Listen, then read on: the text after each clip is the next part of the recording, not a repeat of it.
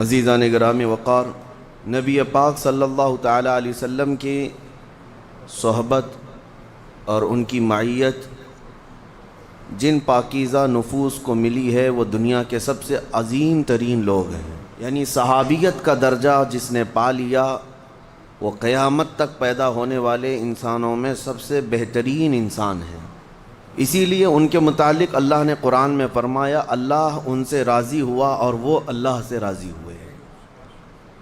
ایک بات آپ ذہن نشین کر لیں کہ حضور پاک صلی اللہ تعالیٰ علیہ وسلم کے کل صحابہ، ان کی تعداد اللہ اور اس کے رسول بہتر جانتے ہیں، 1,20,000 یا 1,30,000 جتنے بھی صحابہ اکرام تھے۔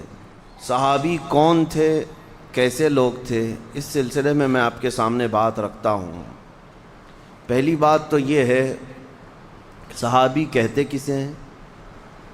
جس نے رسول پاک صلی اللہ تعالیٰ علیہ وسلم کو ایمان کی حالت میں دیکھا یا حضور کا زمانہ پایا، ایمان کی حالت میں ہی دنیا سے انتقال بھی کیا، اسے صحابی کہا جاتا ہے۔ نبی پاک صلی اللہ تعالیٰ علیہ وسلم کے زمانے کو اور آپ کی صحبت کو جو پا لیا ایمان کی حالت میں، اور پھر ایمان کی حالت میں ہی دنیا سے رخصت ہوا، وہ کیا ہے؟ صحابی ہے۔ وہ صحابی ہے۔ وہ خواب کی آنکھوں میں دیکھنے کی بات نہیں ہے، بلکہ بیداری کے ساتھ۔ اب میں آپ کو یہ بات بتا دوں، فرمایا گیا ہے کہ قیامت تک جتنے اچھے لوگ پیدا ہونے والے تھے، سب سے اچھے لوگ، ان سب میں کو چن کر کے اللہ نے رسول پاک کا صحابی بنا دیا۔ جو سب سے بہترین انسان پیدا ہونے والے تھے قیامت تک، ان میں سے ہر ایک کو اللہ نے چن کر کے رسول اللہ کا صحابی بنایا، اور ان کے متعلق قرآن پاک میں جا بجا آیتیں آئی ہیں صحابہ کے متعلق۔ اللہ فرماتا ہے وَكُلًّا وَعَدَ اللَّهُ الْحُسْنَى، جتنے ہیں سب کے لیے اللہ نے حسنہ کا وعدہ کیا ہے۔ حسنہ کیا ہے؟ جنت کا وعدہ فرمایا۔ سب کے لیے اللہ تبارک و تعالیٰ نے خیر کا وعدہ فرمایا۔ کون؟ وہ صحابہ کے لیے۔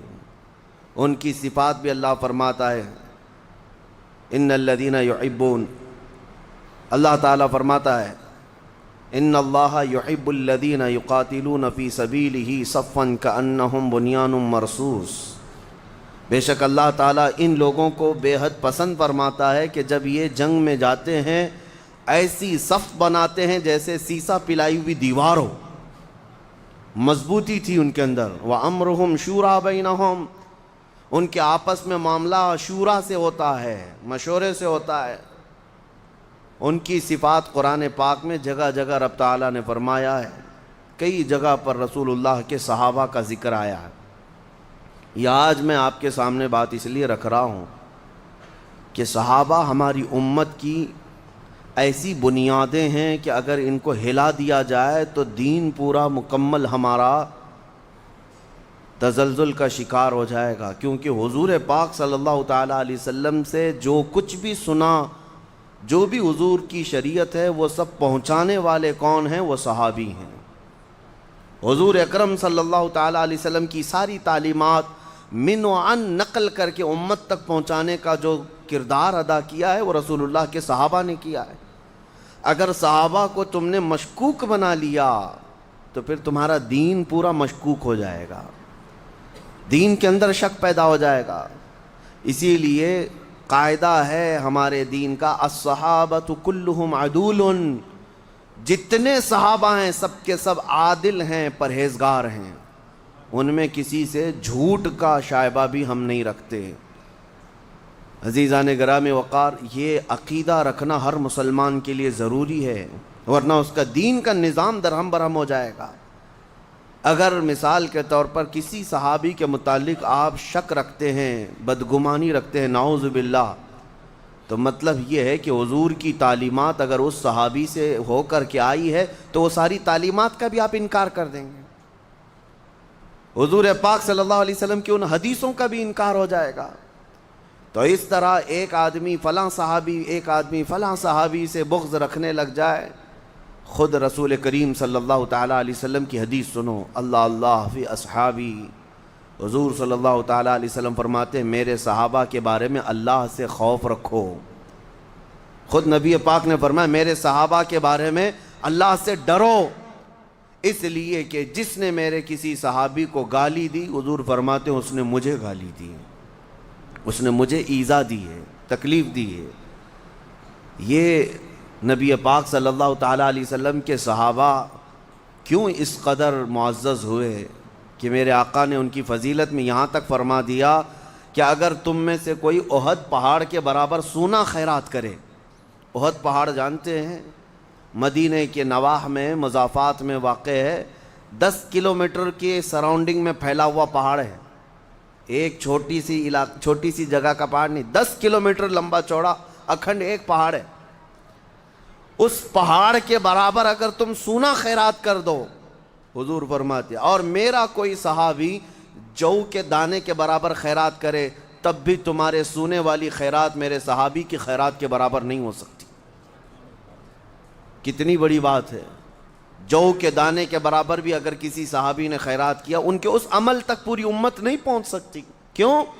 ان کو جو حاصل ہے وہ صحابیت کا شرف حاصل ہے، نبی پاک صلی اللہ تعالیٰ علیہ وسلم کی صحبت حاصل ہے، اور یہ دنیا کی سب سے عظیم ترین چیز اللہ نے انہیں عطا کی ہے.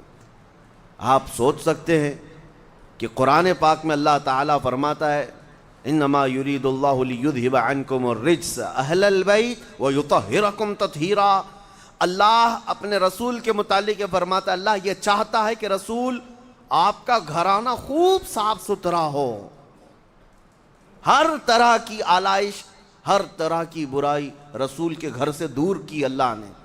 یہاں تک کہ پوری زندگی بھر میرے آقا صلی اللہ علیہ وسلم کے جسم پاک پر مکھی نہیں بیٹھی، حضور پاک کے جسم اطہر پر کبھی مچھر نہیں آیا.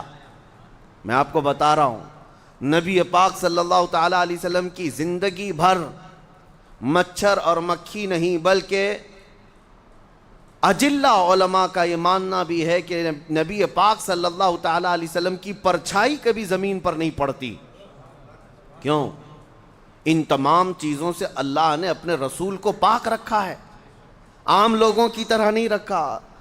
گھر پاک ہے، جسم پاک ہے، تو مجھے آپ بتاؤ کہ اللہ اپنے رسول کے جو دوست ہیں ان کو پاک نہیں رکھے گا؟ حضور اکرم صلی اللہ تعالیٰ علیہ وسلم کے جتنے صحابہ ہیں وہ بھی پاک ہیں.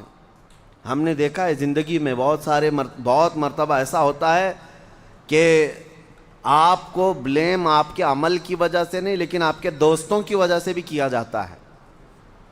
ہاں کئی مرتبہ ایسا ہوتا ہے کہ ہمارا حلقہ بڑا ہے، 40-50 لوگ اٹھتے بیٹھتے ہیں، ہر ایک کی خبر تو ہے نہیں، لیکن کوئی ایک بندہ زیادہ گٹکا کھاتا ہے، نشہ کرتا ہے، اس کا الزام بھی ہمارے اوپر آتا ہے.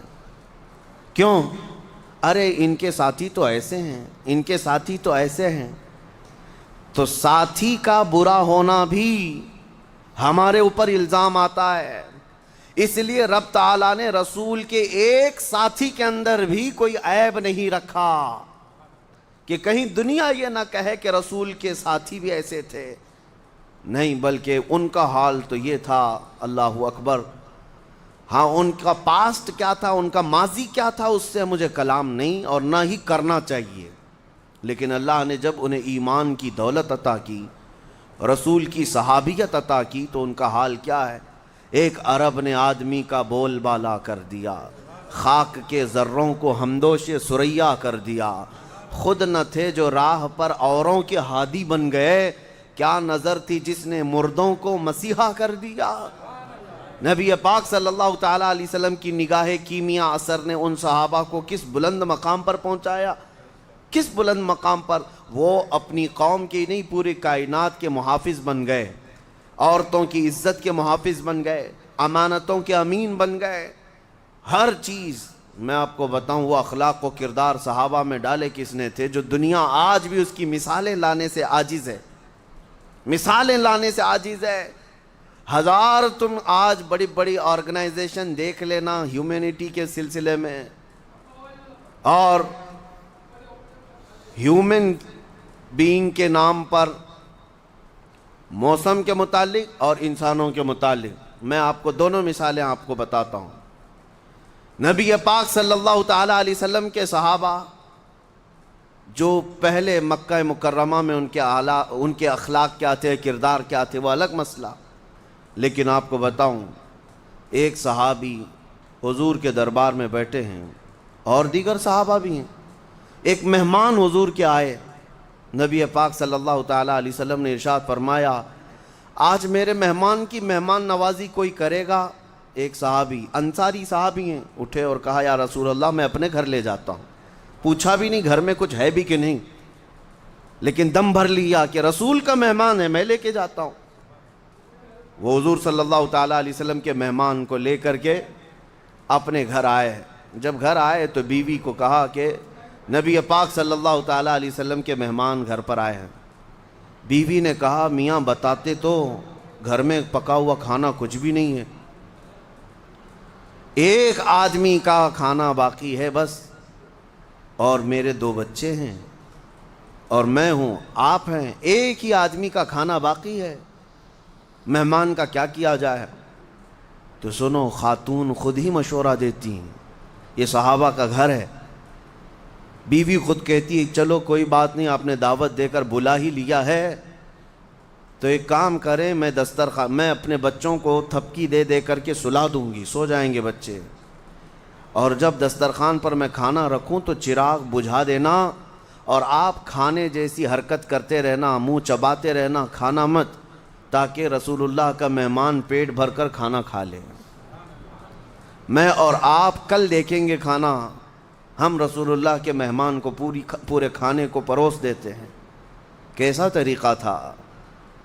حضور پاک صلی اللہ تعالیٰ علیہ وسلم کے اس صحابی کے گھر میں جو معاملہ ہو رہا ہے، بچوں کو سلا دیا گیا، چراغ گل کر دیا گیا، دسترخوان پر مہمان کھانے کے لیے بیٹھا تو یہ صحابی کھانے کی حرکت کرتے رہے، لیکن کھانے کا ایک لقمہ بھی اپنے منہ میں نہیں رکھا، اور اس مہمان نے کھانا پیٹ بھر کر کھا لیا، آرام کیا.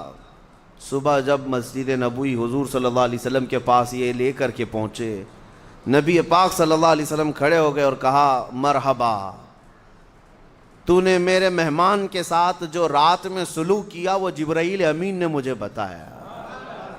اللہ تجھ سے راضی ہے، اللہ تجھ سے راضی ہے، تیرے بہترین جزا تجھے عطا کیا جائے گا. میں یہ پوچھتا ہوں کہ ان کے اندر نفس کہاں تھا، ان کے اندر خواہشات کہاں تھیں؟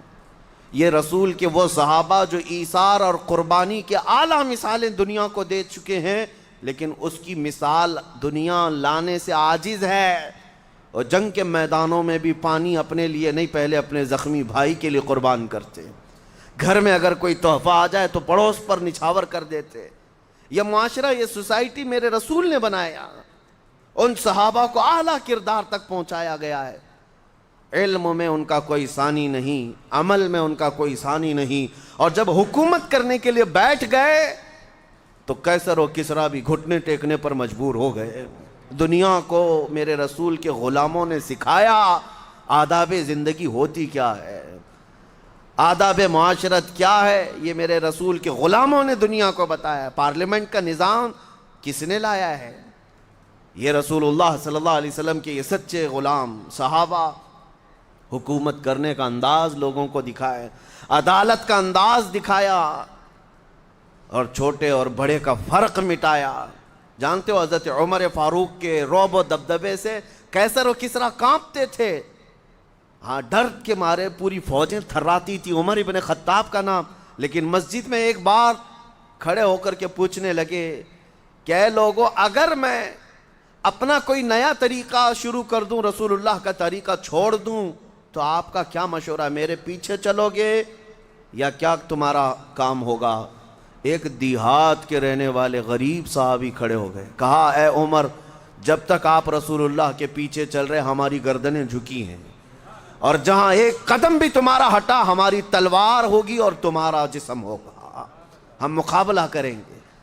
حضرت عمر فاروق رضی اللہ تعالیٰ عنہ نے یہ نہیں فرمایا کہ وقت کے خلیفہ اور امیر المومنین کے ساتھ نے کیسی بدتمیزی کر رہا ہے. نہیں، گلے لگا لیا اور کہا حقیقت میں دین مصطفیٰ یہی ہے. شخصیت کو نہیں دیکھا جاتا، اسلام کی حقانیت کو دیکھا جائے گا.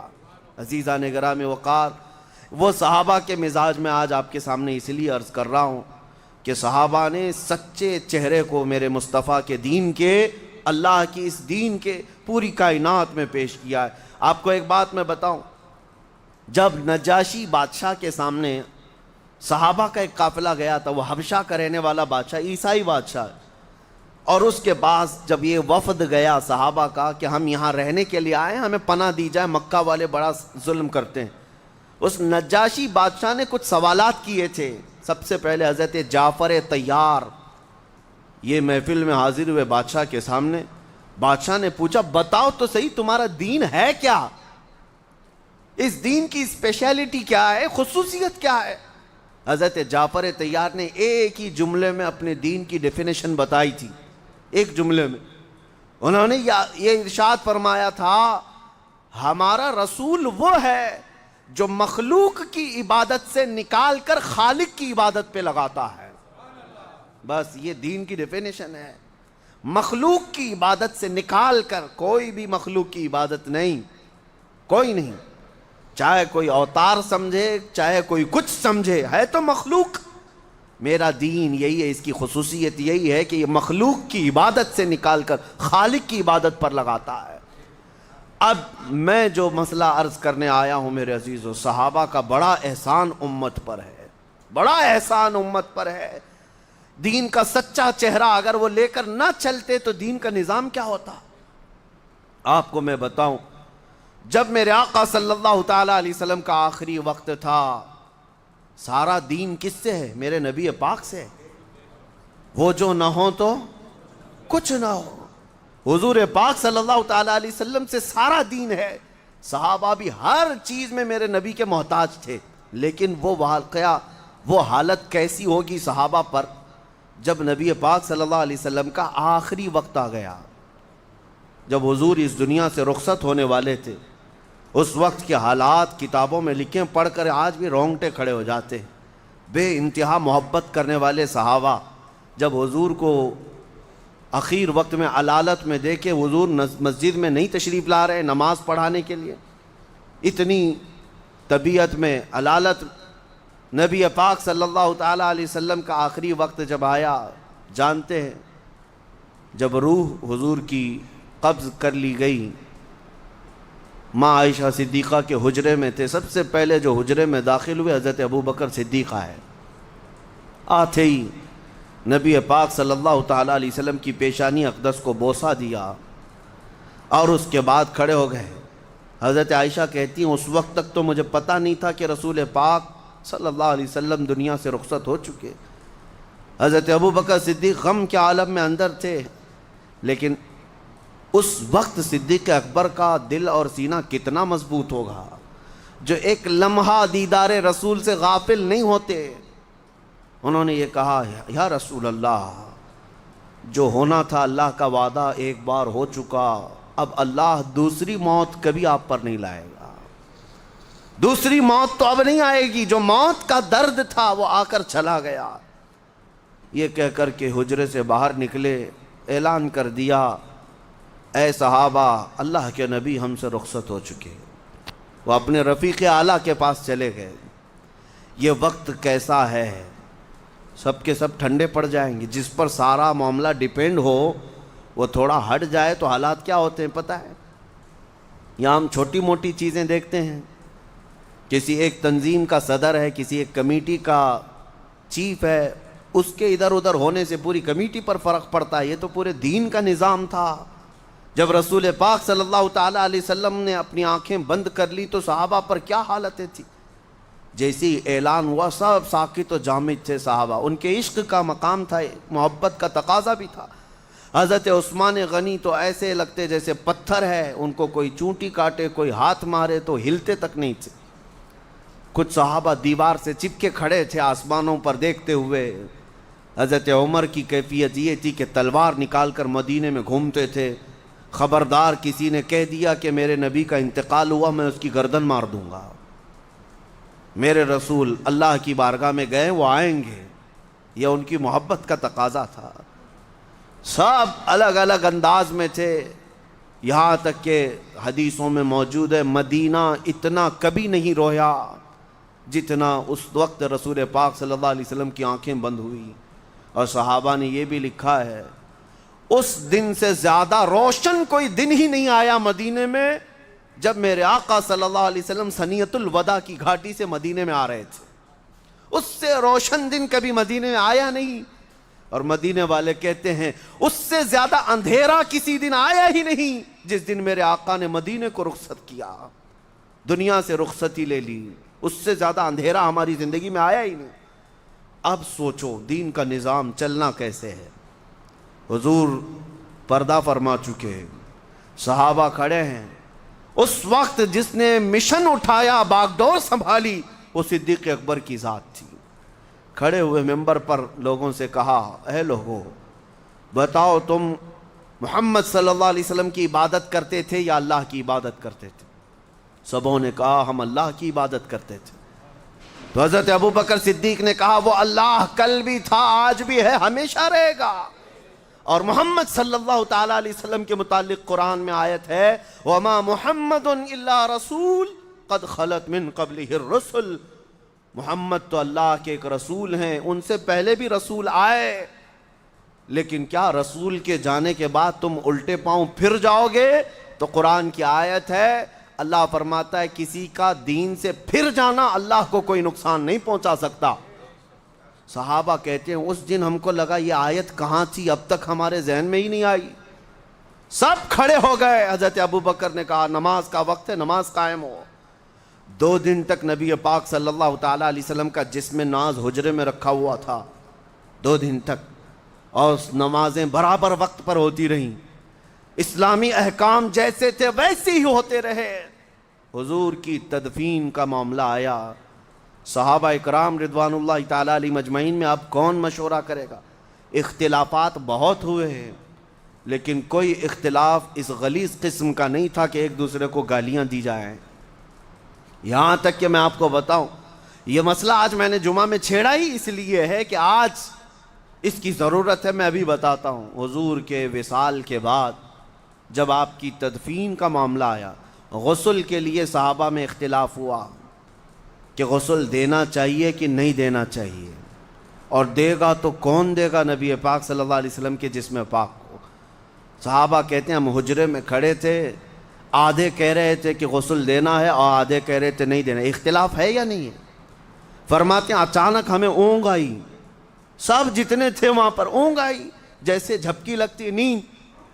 تھوڑی دیر کے لیے اونگ آئی, اس کے بعد ہم نے سر جھٹک کر بیداری کا اظہار کیا. دیکھا تو ہم تو بیدار تھے, لیکن رسول پاک غسل کیے ہوئے تھے, جسم پاک پر پانی کے قطرات تھے. صحابہ نے کہا یہ اللہ کی مرضی ہے, اپنے رسول کو اس نے اپنے ملائکہ سے غسل دیا. پھر اب دفن کہاں ہو, اس سلسلے میں بھی صحابہ کا اختلاف تھا. بعض صحابہ کہتے تھے کہ بیت المقدس لے کر کے جائیں گے, مسجد اقصی میں جہاں کثرت سے انبیاء اکرام دفن ہیں وہاں ہم رسول اللہ کو دفن کریں گے. بعض کہتے تھے نہیں, حضور کا پیدائشی مقام مکہ ہے, ہم مکہ لے کر جائیں گے. اختلاف تھا کہ نہیں تھا؟ صحابہ میں اختلاف ہوا. حضور کا جسم ابھی موجود ہے. میں آپ کو بتا رہا ہوں یہ اختلاف کس قسم کا تھا. سب حق کی تلاش میں اختلاف تھا.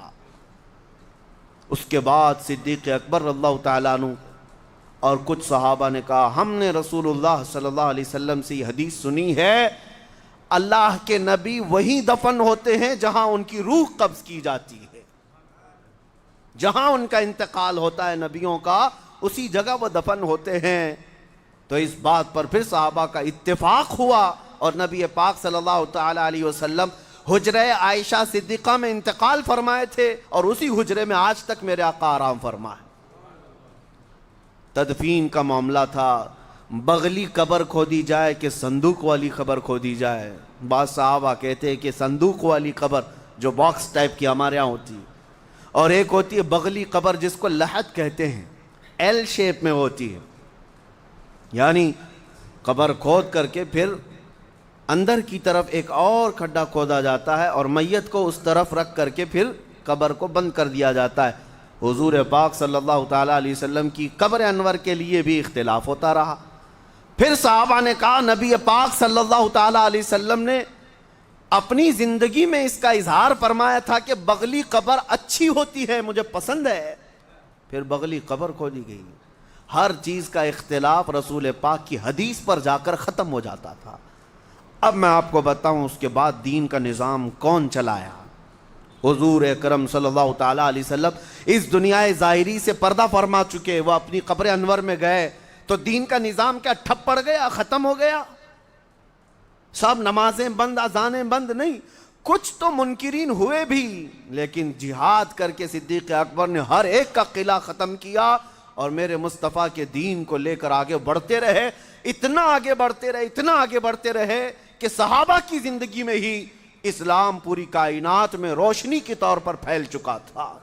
اس کی سرحدیں نہیں تھی، صحابہ کہاں کہاں تک جاتے تھے، مصر فتح ہوا، عراق فتح ہوا، یمن فتح ہوا، فلسطین فتح ہوا، یورپ میں اسلام چلا گیا، لیکن پھر بھی ان کی سیمائیں نہیں تھی، سرحدیں نہیں تھی۔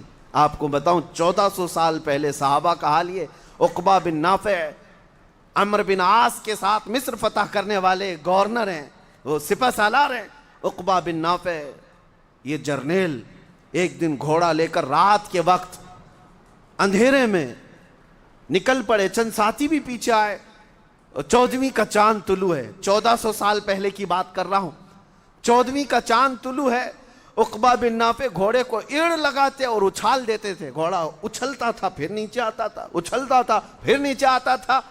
کوئی کھیل ہے، کوئی کرتب ہے، کوئی تماشا ہے؟ ساتھیوں نے پوچھا عقبہ بن نافع سے، کیا کر رہے ہو آپ؟ گھوڑے کو ایڑ لگاتے ہو، گھوڑا اچھلتا ہے پھر آتا ہے۔ عقبہ بن نافع کہتے ہیں سارے علاقے فتح کرتے کرتے چلے گئے، میری خواہش یہ ہے کہ کاش میرا گھوڑا چھلانگ لگا کر چاند پر جاتا، میں وہاں پر میرے مصطفیٰ کا جھنڈا لہرا کر آتا۔ ان کی سیمائیں نہیں تھی، ان کی سرحدیں نہیں تھی، اسلام کے لیے وہ اتنے مخلص تھے کہ انہوں نے بیابانوں کو، جنگلوں کو، صحراؤں کو سب طے کر لیا۔ اور آج کا کم ظرف انسان ان صحابہ کے بارے میں اگر انگلی اٹھاتا ہے، اس سے بڑا بدبخت کون ہے، اس سے بڑا ہرما نصیب کون ہے، جنہوں نے ان کی محنتوں کو نہیں دیکھا۔ صحابہ کی تکالیف تمہیں پتہ ہے، مشقتیں، میاں زندگی بھر ان کے استقامت کے امتحانات آج بھی تم لے کر کے دکھاؤ، کیا ان کے ساتھ امتحانات کم ہوئے؟ ایسے امتحانات جن کو ذکر کرنے سے آج آنکھیں بھیگ جاتی ہیں، رسول پاک کے نام پر انہیں کیا ایذائیں نہیں دی گئی۔ کیا آپ کو پتہ ہے وہ سیدہ سمیہ کو مکہ میں کس طرح سے مارا گیا تھا؟ ان کے چاروں ہاتھ پیر کو گھوڑے کے چاروں پیروں سے باندھ کر گھوڑے کو دوڑایا گیا تھا، ایک ایک ہڈی سرکتی تھی، اور جب چوراہے پر گھوڑا دوڑتا ہوا آیا تو ابو جہل نے سیدہ سمیہ کی شرمگاہ پر نیزہ مار کر انہیں شہید کیا تھا۔ عمر والی خاتون تھی، صحابیہ تھی، جان دے دیا، لیکن دین اسلام سے ایک حرف بھی نہیں ہٹنے کو تیار۔ آخری جملوں پر بھی یہی تھا، اللہ احد، میرا اللہ ایک ہے۔ ان کے استقامت کے جذبے، آپ کو پتہ ہے احد کے میدان میں عبداللہ بن جہش ایک صحابی ہیں جن کے 80 ٹکڑے کیے گئے تھے، 80 ٹکڑے جسم کے، اور کافروں نے ہر ٹکڑے کو ہار بنا کر کے رسی میں پیرو کر گلے میں پہن لیا تھا، اور دنیا کو دکھا رہے تھے یہ محمد عربی کا غلام ہے، بہت اتراتا تھا، اس کے ٹکڑے آج ہمارے گلے میں ہیں۔ وہ صحابہ نے ہر مشقت، ہر چیز کا سٹرگل کیا ہے۔ آج مجھے درد اس بات کا ہوتا ہے ان کی طرف بھونکنے والے کتنے بد نصیب لوگ ہیں۔ انہوں نے رسول اللہ کی صحابیت پائی ہے، صحابیت ہی نہیں معیت پائی ہے، اپنی زندگیاں وار دی ہیں میرے آقا کے نام پر۔ ان کتوں کو پتہ نہیں، ان کے اعمال دیکھو اور حضور کے صحابہ کی بات کرتے ہیں۔ تم نے زندگی بھر عیاشیاں نہیں چھوڑی، وہ صحابہ ہیں، ایک اعلان کان میں آ جاتا رسول پاک کا، برسوں پرانی عادتیں ٹھوکر مار کر چھوڑ دیتے تھے۔ حضرت انس خود فرماتے ہیں میں 10 سال کا تھا، شراب جب ابھی حرام نہیں ہوئی تھی اسلام میں، لوگ بیٹھ کر کے شراب پیتے تھے، قہبہ خانے تھے جگہ جگہ جیسے چائے کی دکانیں ہوتی ہیں۔ حضرت انس کہتے ہیں میں پیالے بھر بھر کر لوگوں کو شراب دیتا تھا، سپلائی کرتا تھا۔ ایک شام ایسی کہ مدینے کی گلیوں میں آواز آئی، یا ایھا المسلمون قال رسول اللہ صلی اللہ علیہ وسلم حرمت الخمر، اے مسلمانوں اللہ کے رسول نے فرمایا آج سے شراب حرام ہے۔ حضرت انس کہتے ہیں جتنے وہاں بیٹھے تھے جس کے ہاتھ میں پیالہ تھا وہیں سے چھوٹ گیا، کسی نے ہونٹوں تک لگایا تھا وہیں سے پٹک دیا، مٹی کے پیالے تھے۔ حضرت انس کہتے ہیں میں نے بھی چھوڑ دیا، دیکھا جتنے لوگ بیٹھے ہیں سب کے ہاتھوں سے مٹکے ٹوٹ گئے۔ کوئی یہ نہیں کہتا تھا کہ ابھی پی لیتے ہیں بعد میں جا کر حضور سے پوچھ لیں گے مسئلہ کیا ہے، بات پکی ہے بھی یا نہیں یہ بعد میں دیکھ لیں گے، پہلے آج کا تو آج پی لیں گے۔ آج کے عمل نہیں ہے ایسے لوگوں کے۔ ہاں تمہارے تو روزے بھی اس طرح کے ہو جاتے ہیں، پہلے کھا لیتے ہیں بعد میں دیکھیں گے ٹائم کیا ہو رہا ہے۔ وہ صحابہ کے کانوں میں ایک بار آواز آ گئی، رسول اللہ نے فرمایا ہے، بدل لیا ساری عادتیں۔ حضرت انس کہتے ہیں یہ تو میں جہاں تھا وہاں کا، پھر ہم نکلے مدینے کی گلیوں میں، جیسے جیسے ہم آگے بڑھتے تھے تو دیکھا مدینے کی ساری نالیاں شراب سے بہہ رہی ہیں۔ سبوں نے گھروں میں موجود 50-50 سال 60-60 سال پرانی جو شراب کے مٹکے تھے سب توڑ ڈالے۔ لیکن حیرت کی بات یہ ہے میرے عزیزو، کوئی ابھی تک حضور کے پاس آ کر پوچھا بھی نہیں کہ آپ نے صحیح کہا یا نہیں، اعلان آ گیا۔ ان کا عمل وہ تھا میرے مصطفیٰ کی بات پر، ایسا یقین رکھنے والے صحابہ آپ کو میں بتاؤں وہ کس قدر وفادار تھے۔ حضرت انس بن نزیر حضور کے رازدار صحابی ہیں، حضور ایک بار ان کے گھر گئے، ایک مکہ سے لیٹر آیا تھا، مکہ والے جو کام کر رہے ہیں جنگوں کی تیاری کر رہے تھے، کسی نے وہاں سے خبر بھیج دی۔ نبی پاک صلی اللہ علیہ وسلم نے انس بن نزیر سے کہا پڑھو کیا ہے، انہوں نے پڑھ کر سنایا، حضور نے کہا کہ ٹھیک ہے اس کو راز میں رکھنا کسی کو پتہ نہ چلے۔ فرمایا حکم حضور آپ کا، سر آنکھوں پر۔ نبی پاک صلی اللہ علیہ وسلم گھر سے نکلے، بیوی اندر سے آئی انس بن نزیر کی، وہ ایسی بیوی جس کو حضرت انس بہت چاہتے تھے، عشق تھا ان کے درمیان، بڑی محبت کرتے اپنی بیوی سے۔ بیوی باہر آئی، انس بن نزیر سے پوچھا کیا رسول اللہ صلی اللہ علیہ وسلم کے پاس کیا بات چل رہی تھی؟ انس بن نزیر نے کہا اس میں تمہیں دخل اندازی کی ضرورت نہیں، تمہاری محبت تمہارا عشق جو میرے ساتھ ہے میرا تمہارے ساتھ ہے، اس کا مقام الگ، یہ رسول اللہ کی بات ہے۔ تو انس بن نزیر کی عورت کہتی ہے ٹھیک ہے چھپانا ہے چھپاؤ، لیکن میں نے تو سن لیا مکہ سے لیٹر آیا ہے، جنگوں کی تیاری ہو رہی ہے، سن لیا تھا دیوار کے پیچھے سے۔ حضرت انس بن نزیر کیا کرتے ہیں، سیدھے اپنی بیوی کی گردن پکڑ لی، کہا اس وقت تک میں گردن سے ہاتھ نہیں اٹھاؤں گا جب تک میرے رسول کا فرمان نہیں آ جاتا، کیونکہ میں خیانت دار میرے مصطفیٰ کا نہیں بن سکتا، چاہے میرے اور نبی کے درمیان میرا باپ آ جائے، میری ماں آ جائے، میری بیوی آ جائے، کوئی بھی آ جائے، گردن پکڑ کر کے حضور کے پاس لے آئے۔ ایک طرف محبت ہے، ایک طرف عشق بھی ہے، اور حضور صلی اللہ تعالیٰ علیہ وسلم کے پاس آ کر عرض کرتے ہیں یا رسول اللہ مجھ گنہگار کو معاف فرمائیں، میں نے آپ کے راز کو افشا نہیں کیا لیکن اس نے دیوار کے پیچھے سے سن لیا۔ نبی پاک صلی اللہ علیہ وسلم نے مسکرا کر فرمایا انس چھوڑ دو ہاتھ، وہ بھی میری صحابیہ ہے، جس طرح تم حفاظت کرو گے راز کی وہ بھی میری حفاظت کرے گی۔ میں یہاں پر بیان یہ کرنا چاہتا ہوں کہ وہ صحابہ نبی کے لیے کتنے مخلص تھے، کتنے مخلص تھے، اپنی جانیں وار دیں، اپنے رشتے چھوڑ دیے، اور آج اگر کوئی ان کی ذات پر ان کی عزت پر بھونکتا ہے تو یہ بدنصیب انسان ہے۔ خود فرمایا گیا کہ وہ گمراہ ہو کر مرے گا جو رسول کے صحابہ کے بارے میں بات کرتا ہے، گمراہ ہو کر مرے گا۔ ایک بھی صحابی کے متعلق آپ انگلی نہ اٹھائیں، ورنہ میرے نبی کے سلیکشن پر اعتراض ہوگا، میرے نبی کی صحبت پر اعتراض ہوگا۔ وہ صحابہ کی جتنی بھی باتیں میں بتاؤں کم ہیں میرے عزیزو نبی پاک صلی اللہ تعالیٰ علیہ وسلم کے متعلق۔ اب میں بات یہ عرض کر رہا ہوں، کچھ لوگ یہ کہتے ہیں کہ ٹھیک ہے سب صحابہ کو ہم مانتے ہیں، ان کے درمیان آپس میں جو اختلافات ہوئے کچھ تو جنگیں بھی ہوئی، اس کا کیا؟ ہم آپ سے یہ کہتے ہیں آپ نہ ان کے زمانے میں ہیں نہ آپ نے ان کو قریب سے دیکھا ہے، آپ تو بہت بعد میں آئے ہوئے ہیں فتنوں کے زمانے میں، اور اتنے فتنے کی کم از کم اپنے گھر کے فتنے سنبھال لو کافی ہے، اپنے گھر کے فتنوں کو دیکھ لو۔ باقی رسول پاک صلی اللہ علیہ وسلم کے صحابہ کے درمیان جو باتیں ہوئیں ان کے بارے میں کسی بھی امتی کو کہنے کا حق حاصل نہیں ہے۔ مشاجرات صحابہ کو بیان کرنا حرام ہے، حرام ہے۔ وہ انسان تھے، رسول پاک کے دیوانے تھے۔ کیا میں نے اس سے قبل یہ باتیں نہیں بتائیں؟ صحابہ میں کئی مرتبہ تکرار ہوئی۔ اب میں ایک مثال آپ کو دیتا ہوں۔ حضور کے صحابہ موجود تھے، نبی پاک صلی اللہ تعالیٰ علیہ وسلم نے اس جماعت سے کہا صحابہ کی کہ جاؤ بنو قریظہ چلے جانا، ایک محلے کا نام ہے بنو قریظہ، مدینے سے تھوڑا باہر ہے۔ حضور نے فرمایا جلدی جاؤ، اتنی جلدی کہ عصر کی نماز وہاں جا کر پڑھنا۔ بات سمجھ رہے ہیں؟ 10 صحابہ تھے، 12 صحابہ تھے، جتنے بھی صحابہ تھے، ایک جماعت تھی صحابہ کی۔ نکل پڑے، نبی پاک کا فرمان تھا بنو قریظہ میں پہنچنا ہے، جلدی جانا ہے، اس لیے نبی پاک نے فرمایا۔ اب چلتے چلتے دیر ہو گئی، سورج ڈوبنے کے قریب آیا، عصر کی نماز تو جا رہی ہے، ابھی بنو قریظہ پہنچے نہیں، کریں کیا؟ صحابہ میں 2 جماعتیں ہو گئی۔ بعض نے کہا نہیں، ہم کو تو رسول اللہ نے فرمایا وہاں پہنچ کے ہی نماز پڑھنا ہے، ہم بیچ میں نہیں پڑھیں گے، ہم وہیں جا کے پڑھیں گے۔ دوسروں نے کہا ارے میاں وقت ختم ہو جائے گا، مغرب ہو جائے گی۔ حضور کے فرمانے کا مطلب یہ تھا کہ جلدی کرو، یہ نہیں فرمایا کہ نماز چھوڑ کر کے جاؤ۔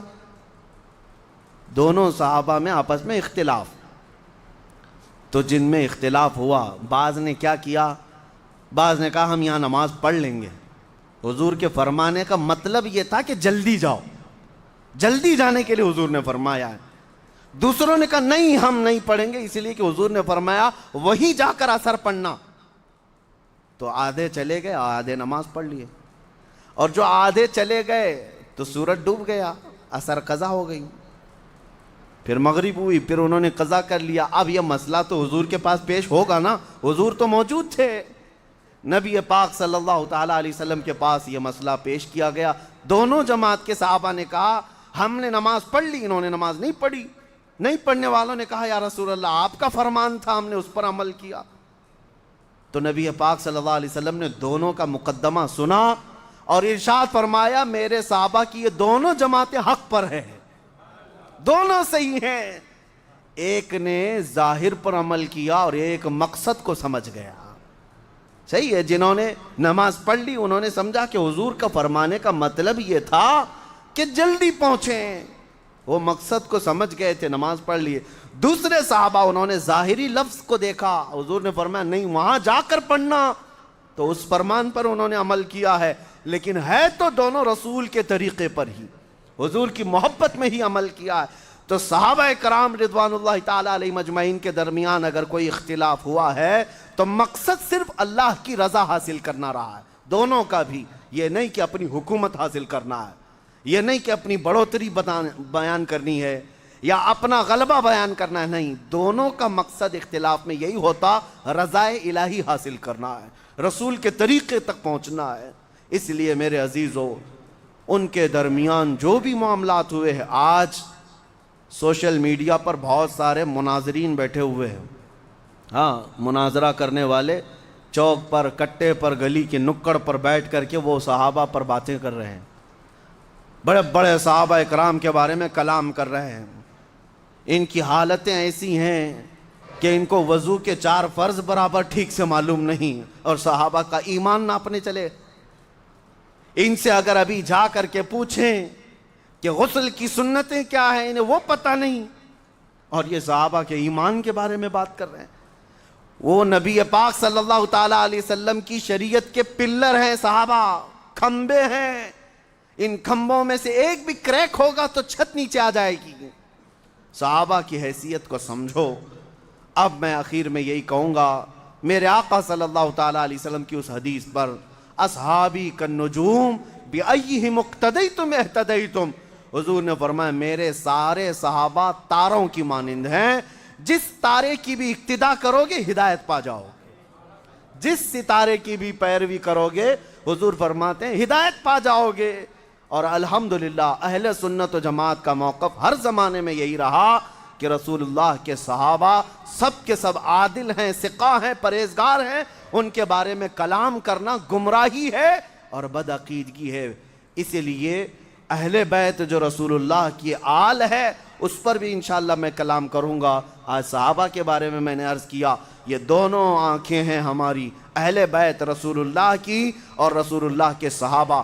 درود جب آپ پڑھتے ہیں کمپلیٹ نہیں ہوتا، کب تک؟ آپ کیا پڑھتے ہیں؟ اللہم صلی علی سیدنا محمد وعلی آلہ وصحبہ وبارک وسلم۔ حضور کے ذکر کے بعد آلہ وصحبہ دونوں آتا ہے۔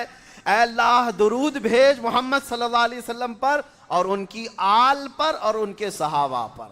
آل کو بھی ہم جمع کرتے ہیں درود میں اور صحابہ کو بھی جمع کرتے ہیں۔ یہ اہل سنت و جماعت کا ہر زمانے میں عقیدہ رہا ہے۔ اسی کو اعلیٰ حضرت فاضل بریلوی رحمۃ اللہ علیہ نے فرمایا ہے، اہل سنت کا ہے بیڑا پار اصحاب حضور، نجم ہے اور ناؤ ہے اطرت رسول اللہ کی۔ نبی پاک صلی اللہ علیہ وسلم کے ان صحابہ کے فیوز و برکات اللہ ہم سب کے گھروں پر عطا فرمائے۔ قیامت تک ہماری نسلوں میں مولا عاشقان مصطفیٰ پیدا فرمائے۔ گمراہی اور بدعقیدگی سے اللہ تعالی ہم سب کے گھروں کو اور نسلوں کو محفوظ فرمائے۔ وآخر دعوانا ان الحمدللہ رب العالمین۔